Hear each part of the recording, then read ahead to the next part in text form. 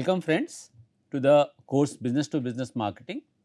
So, we are in the second lecture, and in the last lecture we had introduced this course where I had tried to brief you about the difference between a B2B and the B2C market, right.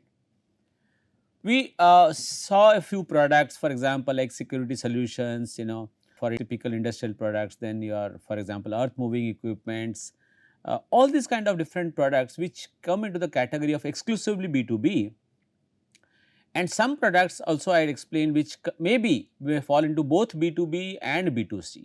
But I told you then that if the product is purchased or the buyer is a organization, then that will come into the B2B category, right. Although the product may seem to be a consumer product. For example, I had given the example of fans and even certain small office supplies or items which can be used by a end consumer also.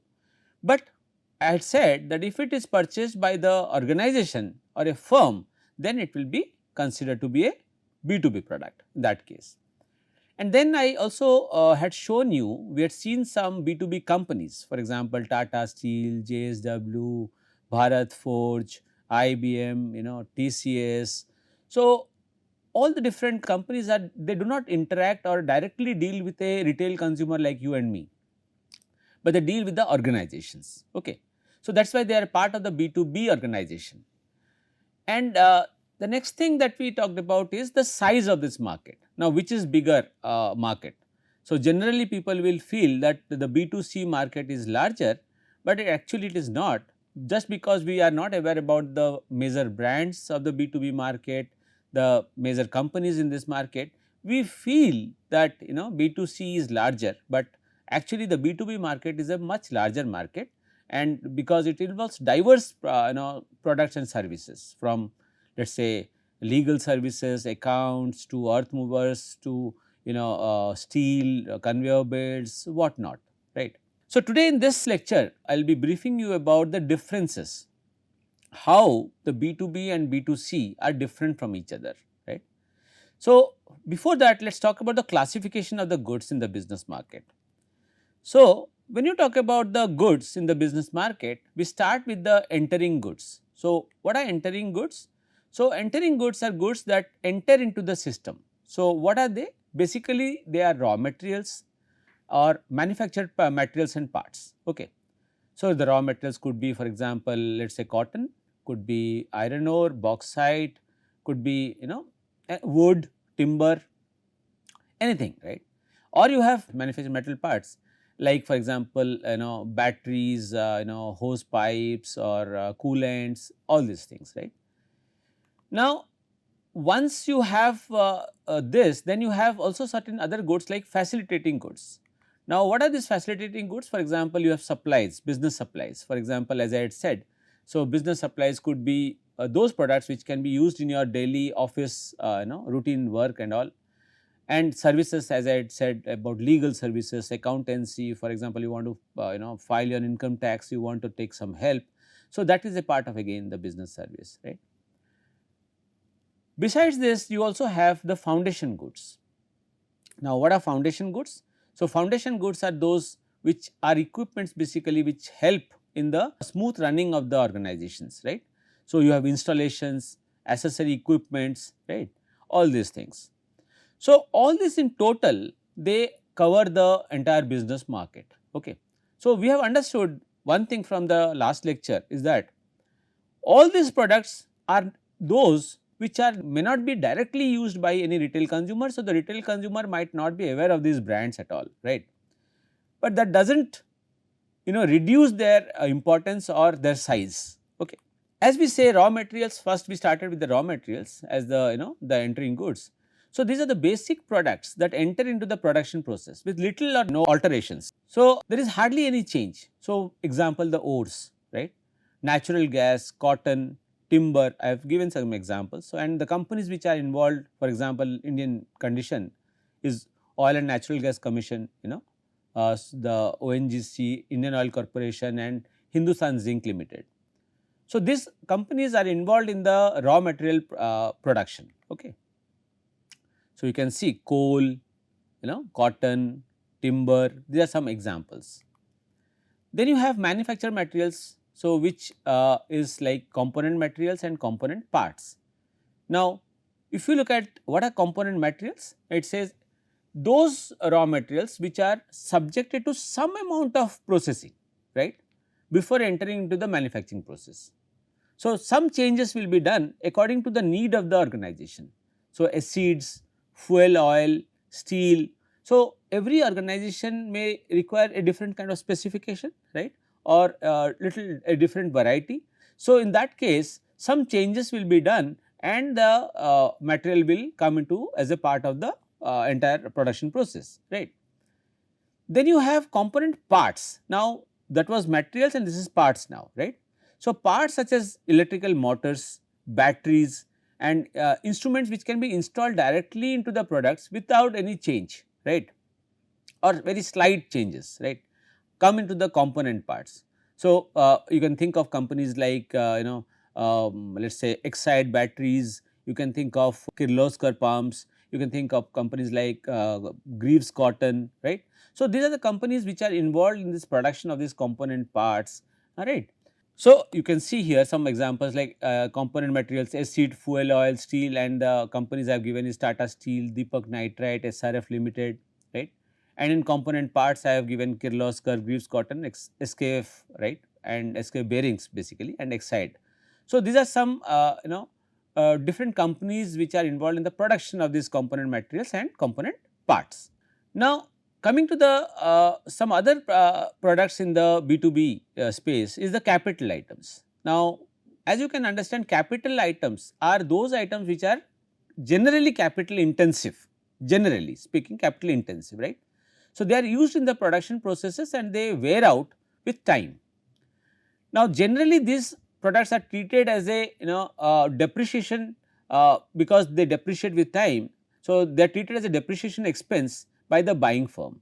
So, let us say you have purchased a machine, let us say you are a hospital and you have purchased a ECG machine, right. So, that might be a part of the capital item because it depreciates over time, right. Or let us say we buy certain heavy very scientific instruments which are used to measure certain very high precision instruments. So, in the laboratory. Now, these are capital items because they wear and tear and with time they depreciate, and these are high capital intensive items and they play a very vital role in the smooth functioning of the organization. Now, it can be divided into installations and heavy equipments, light equipments, plants and buildings, right. So, all these three are the part of the capital items. Okay. Okay. For example, let us say if I say an heavy equipment, now I can just now what comes to my mind is a let us say a earth moving a lift truck, okay, or I can say a boiler, a large generator, right. A light equipment could be something like a pump, right, or a small generator for that, right. So, these are the different small and light and heavy equipments, and then you have plants and buildings. So, companies like L&T, companies like Gammon, companies like GMR, they are involved in the plants and building commissioning of plants and buildings. So, these are basically capital oriented or capital intensive, right. And which are the companies into this sector? For example, in heavy equipment you have companies like Thermax, BHEL, BHEL, what we say, JCB, Escorts, Voltamp. Voltamp is the uh, largest manufacturer of transformers in India, right. Then you have companies like Ingersoll Rand, Bosch, ABB, Bharat Bijli, which makes light equipments. The third, you have plants and buildings where you have companies like which I have listed down for your benefit is like GMR, L&T, Godrej Properties, DLF, etc. So, these are the companies which are basically involved in this heavy or capital intensive items. Then you have facilitating goods, so which covers supplies. So, for example, items such as paints, soaps, oil and grease, pencil, typewriter, ribbon, stationery and paper clips. So, all these things that you require for the smooth functioning of an office come under the supplies, right. So, these are generally items which are standardized in nature. Otherwise, you will see that the industrial products or B2B products are generally highly customized in nature. But here we are talking about the supplies which are generally standardized in nature. Okay.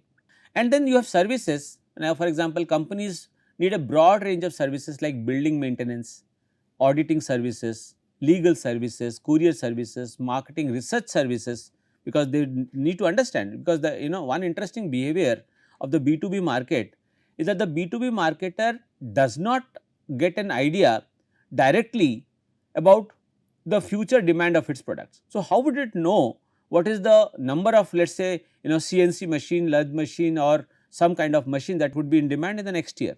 So, to do that, they have to understand the demand of the end products or the final products which are made with the help of these large machines or these services.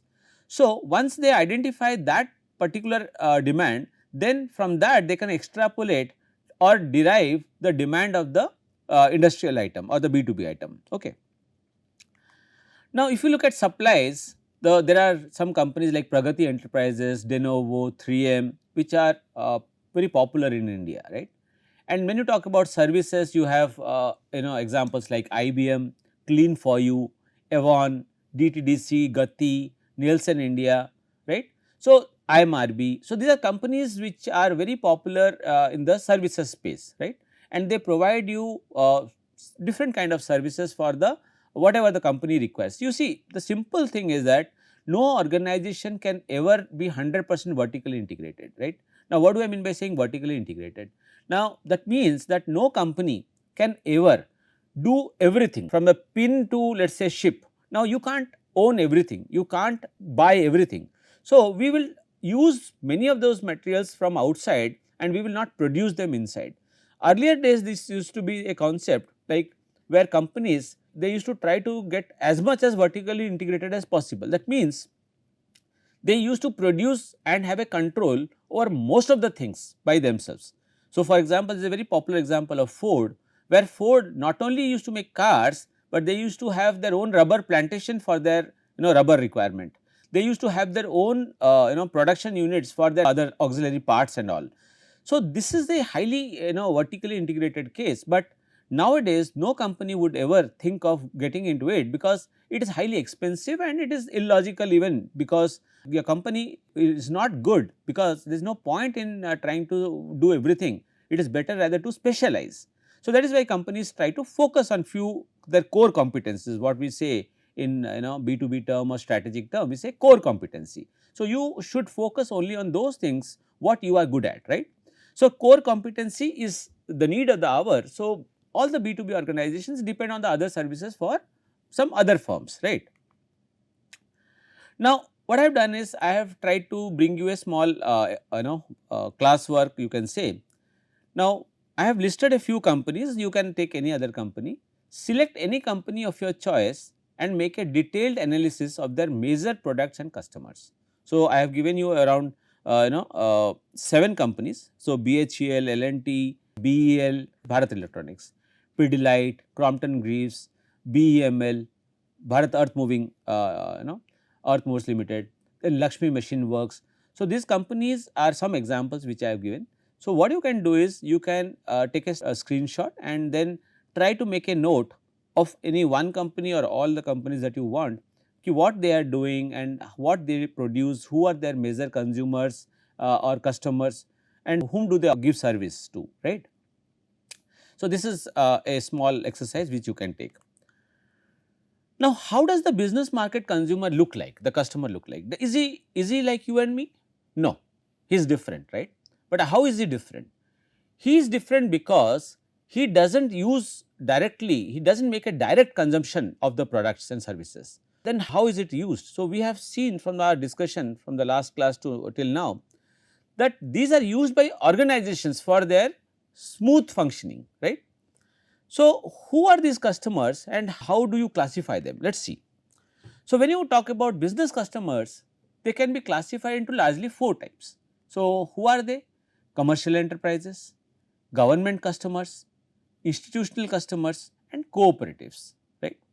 So, let us look at each one of them. Now, commercial enterprises for example are business distributors or dealers, OEMs, which are popularly called as the original equipment manufacturers, and users. So, somebody can be a user, somebody is an OEM. So, let us see who they are. The distributors and dealers are the people who generally add some value to the product, and that is why they also sometimes called resellers, right.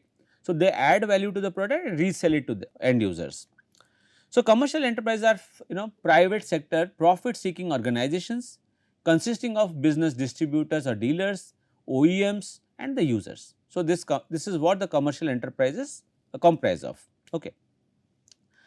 Now, who are the business distributors? As I said, they purchase these industrial goods and services and resell them to other business customers such as other commercial enterprises, governments and institutional customers. So, in one way these distributors or dealers, they help in reducing the risk of the manufacturer, right.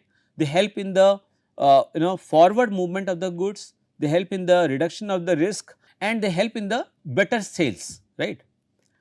Then you have the OEMs. Now, who are these OEMs? These are the business customers who purchase the industrial goods and incorporate them into their products that they produce. Now, is there any example? Let us see. Now, for example, in this case there is a tire manufacturer which is MRF, which I have taken, who sells it to Tata Motors, who uses it for its car and trucks, right. Now, the question is, who is the OEM in this case? So, generally people get confused that MRF is the OEM, but no, sorry, you have to correct.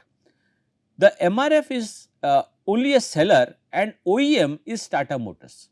So, Tata Motors is finally the guy who is using this product and selling it in the market. So, that is why Tata Motors is our OEM and MRF is only a supplier to Tata Motors. Okay. Then who is the user? Users are those people, they purchase these industrial goods or services to support the manufacturing process or to facilitate the business operations, right. Now, for example, you are producing drilling machines, press, winding machines, all these different items, fabrication units, right, or fabricated parts. Whereas, the products which facilitate the operations of business are computers, printers, telephones and others. So, some items are directly utilized or used by the consumer, right.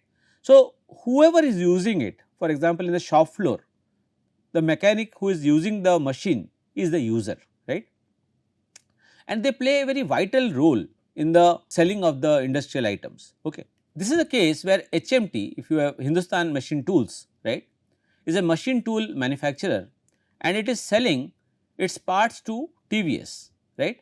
So, TVS is using the parts, so here in this case TVS is an OEM also, TVS uses the parts of HMT, right.